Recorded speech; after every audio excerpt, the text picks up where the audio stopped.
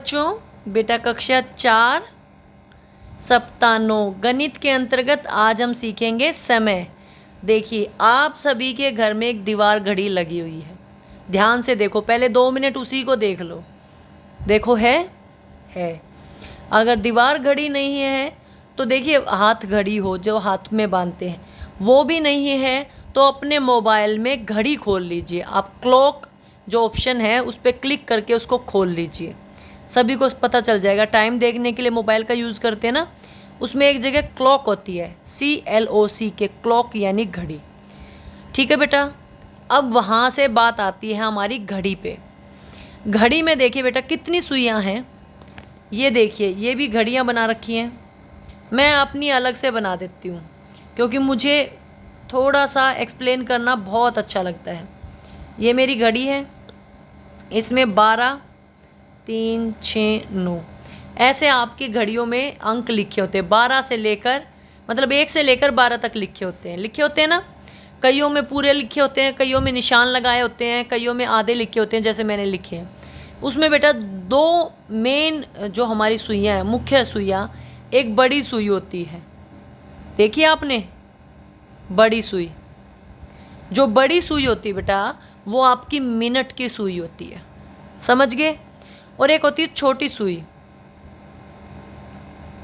छोटी सुई आपकी घंटे की सुई होती है, समझ गए। छोटी यानी घंटे की और बड़ी यानी मिनट की। और जब भी आप ध्यान से सुनेंगे, आप चाहें तो अभी भी ध्यान लगाकर सुन सकते हैं। एक घड़ी हमेशा चलती रहती है, टक टक टक ऐसी आवाज़ आती रहती है घड़ी में से। वो होती है बेटा सेकंड की सुई, जो सबसे जल्दी चलती है। हमें ऐसा लगता है वो सबसे जल्दी चलती है क्योंकि वो चलती ही रहती है। बाकी ऐसा लगता है धीरे धीरे चल रही है। घंटे वाली तो बहुत लगता है धीरे चल रही है, और मिनट वाली चलती रहती है। तो बेटा ये 3 सुइयाँ होती हैं, लेकिन हम हमेशा बात करते हैं सिर्फ 2 सुइयों की। एक घंटे वाली जो छोटी होती है, एक मिनट वाली जो बड़ी होती है। आपको घड़ी में समय देखना हो तो आप कैसे देखोगे? देखो बेटा, जो छोटी सुई होती है, पहले बात कर लेते हैं हम छोटी सुई की। जो छोटी सुई है वो जिस पे हो, मान लीजिए मैंने 12 पे बनाई तो पूरे 12 बज गए पूरे, ठीक है। अगर ये थोड़ी सी 12 से निकल गई, थोड़ी सी, तो यानी 12 बजने के बाद थोड़ा सा समय हो गया। जब तक ये 12 और 1 के बीच में रहेगी 12:30। अगर ये बीच से थोड़ा सा आगे चलेगी तो मतलब 12:30 से भी ऊपर टाइम हो गया। इस तरह से ये घड़ी चलेगी, मतलब सुई चलेगी हमारी, ठीक है। छोटी सुई की बात कर रही हूँ जो घंटे की है। मान लीजिए ये 3 पर है तो 3 बज गए। ये 3 से थोड़ा सा आगे गई, 3:15-20 मिनट के आसपास टाइम होगा। ये 3 और 4 के बीच में होगी तो हमारे 3:30 बजे होंगे। ये 4 के ज़्यादा पास होगी तो हमारे 4 बजने में थोड़ा सा समय रह जाएगा, यानी 3:45 मिनट के आसपास का समय होगा, समझ रहे हो। अब बात कर लेते हैं आपकी, जो हम दूसरी सुई की बात कर रहे हैं, मिनट वाली सुई आपकी जो बड़ी सुई होती है, वो बेटा जिस पे होती है ना उसको 5 से गुना कर दो। मान लो 3 पे है, 3 गुना 5, 5 का पहाड़ा याद कर लो, 3 पंजे 15, मतलब उतनी मिनट हो गई। अगर मान लो ये छोटी हमारी 1 पर है तो 1:15। अगर ये मेरी बड़ी सुई 6 पे है तो 6 पंजे 30, यानी जितने भी बजे हैं उतने 30:30। अगर ये मेरी 9 पे है, 9 पंजे 45, तो उतने 45:45। ठीक है, समझ आई बात। इसको और अच्छे से हम अभी प्रश्नों को हल करेंगे तब समझ आ जाएगी आपको, ठीक है। पहला देखिए, 3 बच्चे हैं, चीकू, बिट्टू और पिंकी। आपको बताना किसका टाइम ठीक है। देखो, एक सुई हमारी 12 पे है, छोटी सुई, यानी 12 बजे हैं। दूसरी सुई मेरी 3 पर है, ठीक है। ये बड़ी सुई है, देख लो आप ध्यान से। बड़ी सुई 3 पे है तो बड़ी सुई को 5 से गुना करना है। 3 गुना 5 15, यानी 12:15। किसने बताया? बिट्टू ने। बिट्टू का टाइम ठीक है। अगला है छोटी सुई कहाँ है, 5 और 6 के बीच में, यानी 5 बज गई। ठीक है, छोटी कहाँ है मेरी, बड़ी कहाँ है मेरी, 7 पर। 7 को 5 से गुना करो, 5 के पहाड़े में 7 कितने पे जाता है, 7 पंजे 35। 5:35। कहाँ है 5:35, ये रहा। पिंकी का टाइम ठीक है दूसरी घड़ी में। ठीक है, तीसरी घड़ी देखो, छोटी सुई कहाँ है हमारी, 7 पर। ठीक है, 7 बज गए हमारे। बड़ी सुई कहाँ है हमारी, 3 पर। 3 को गुना करो 5 से, 3 पंजे 15। 3 पंजे 15, 7:15। ठीक है, तो 7:15 किस में है, ये रहा हमारा, इसमें है। ठीक है बेटा, एक बात बताना चाहूँगी बेटा, यहाँ पे इन सुइयों में अंतर पता नहीं चल रहा मुझे कि कौन सी सुई कहाँ पर है, लेकिन जो मैं इसको देख पा रही हूँ, इन्होंने जो डार्क तीर का निशान बनाया है गहरा, वो इन्होंने घंटे की सुई के लिए बनाया है, और जो हमारी मिनट की सुई है उसमें बिना हल्का बनाया है। तो इसके हिसाब से इसमें छोटी सुई हमारी 3 पर है, यानी 3 बज गए, और बड़ी सुई हमारी 12 पर है, यानी पूरे 3 बज गए। जब 12 पे सुई होती है तो उतना टाइम पूरा पूरा होता है, उसको किसी से गुना नहीं करते। ठीक है, तो इसके हिसाब से इस घड़ी में पहले वाली में 3 बजे हैं। ये मैं सुइयों के हिसाब से बता रही हूँ, क्योंकि इसमें ये नहीं पता चल रहा छोटी कौन सी है और बड़ी कौन सी है, बाकी में पता चल रहा है। ठीक है, पहली में 3 बजे हैं, दूसरे में 5:35, तीसरे में 7:15। यानी पिंकी ने जो समय बताया वो बिल्कुल सही बताया है। ठीक है, इसका आंसर है पिंकी। तीनों बच्चों में पिंकी सही आंसर बता रही है। अगला देखो बेटा, इसमें बताओ 10 बजकर कितना टाइम हुआ है, हमारी कहाँ है 8 पर। 8 पंजे 40, पहले में हो गया 10:40, दूसरे में 5 बजकर, छोटी सुई को देखते चलो उतने बज गए, 5 बजकर। बड़ी कहाँ है मेरी, 4 पर, 5 चौका 20। अगले में 1 बज गया पूरा पूरा, क्योंकि दूसरी 12 पे है। अगले में देखो छोटी कहाँ है, 8 और 9 के बीच में, यानी 8 बज गए। और बड़ी कहाँ है मेरी, लाल वाली, लाल सुई इसमें बड़ी दिखा रखी है, 8 पे है, 8 पंजे 40। अगले में देखो 7 बजकर 8 पे है ना 40, अभी पिछले में भी किया था। इसमें 2 बजकर 2 पर है, 4 पर है ना लाल वाली, 4 पंजे 20, 2:20। इसमें 9 पे है और 12 पे है, यानी पूरे 9 बज गए। इसमें 4 बजकर 8 पर है 40, इसमें पूरे 4 बज गए। ठीक है, इस तरह से आपको ये समय बताना है। ठीक है बेटा, सारे समय मैंने लिख दिए हैं। जो आपकी काले रंग की सुई है उतने बजे हैं, और जो आपकी लाल वाली सुई है उसको 5 से गुना करके हमने मिनट बता दी। इस तरह से आपको समय बताना है। समझ रहे हो बात को? और यहाँ पर मिनट वाली सुई को हम 5 से गुना करके उतनी मिनट बता रहे हैं कि इतने बजकर इतनी मिनट हो गई। ठीक है, इस तरह से इसको पूरा कर लीजिए। अगला प्रश्न आपका, नीचे लिखी घड़ी में समय बताना है। देखो बेटा, पहले में 12:15, छोटी सी सुई बना दो 12 की, 15 पे, 3 पंजे 15, बड़ी बना दी 3 पे। अगले में 11:35, 11 पे और 35 पे, 11 और 12 के बीच में आएगी। ठीक है, अगले में 11:30, 11 और 12 के बीच में और पूरी 6 पे। अगले में 10:15, 10 पे और 3 पे, 10:15। अगले में 6:45, यानी 7 के पास पहुंचने वाली है, पहुंची नहीं है, पास पहुंचने वाली है। ठीक है, 7 बजने में 15 मिनट। अगले में 3:35, 3 से थोड़ा सा आगे और 7 पर, 35 का मतलब 7 पर। ठीक है, इस तरह से इसको भी पूरा कर लीजिए। देखो बेटा, मैंने पूरा कर दिया है।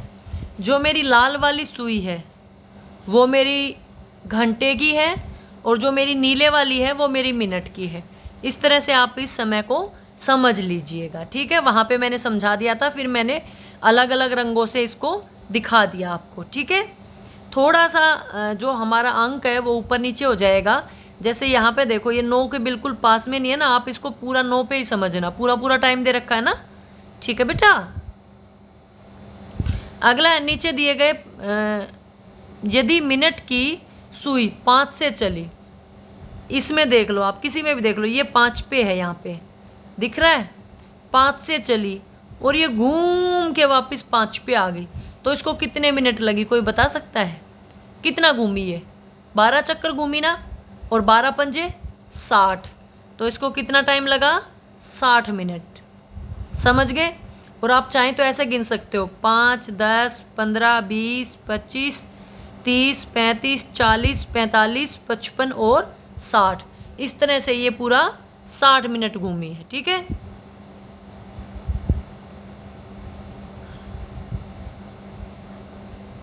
अगला है, कोई ऐसे 2 कार्य बताओ जिसमें 1 घंटे का टाइम लगता हो। बताओ।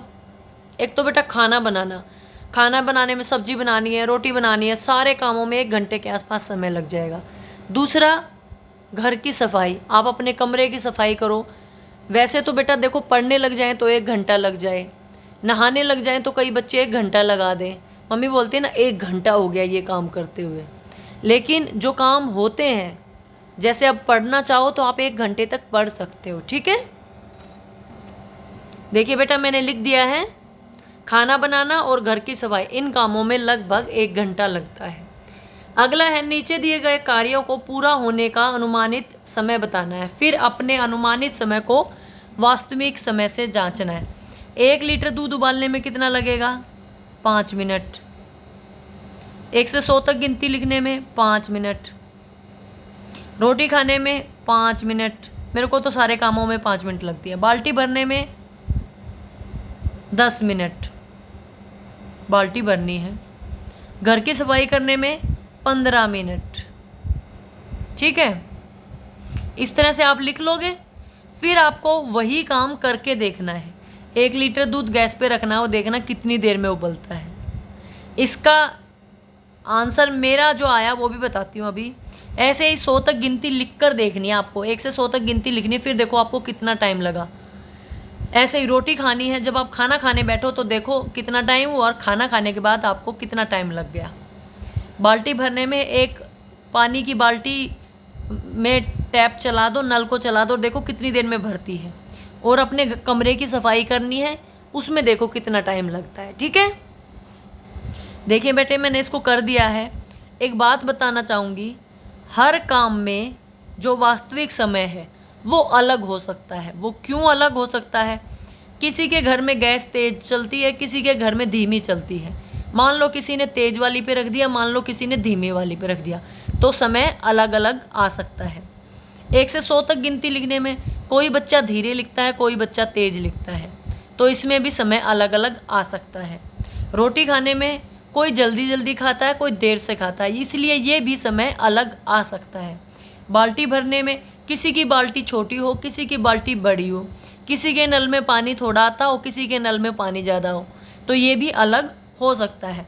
और कमरे की सफाई, किसी का कमरा छोटा हो, किसी का बड़ा हो, किसी के में सामान ज़्यादा हो, सामान ज़्यादा हो तो जचाने में भी समय ज़्यादा लगेगा, इसीलिए ये समय भी अलग हो सकता है। तो इसको आप करके देखें और फिर ये वाला टाइम खुद भरें। मैंने भर दिया है, लेकिन आप इसको करके फिर भरें, ठीक है। अगला है बेटा दान। किसी ज़रूरतमंद व्यक्ति को कोई वस्तु देकर उसकी सहायता करना दान कहलाता है।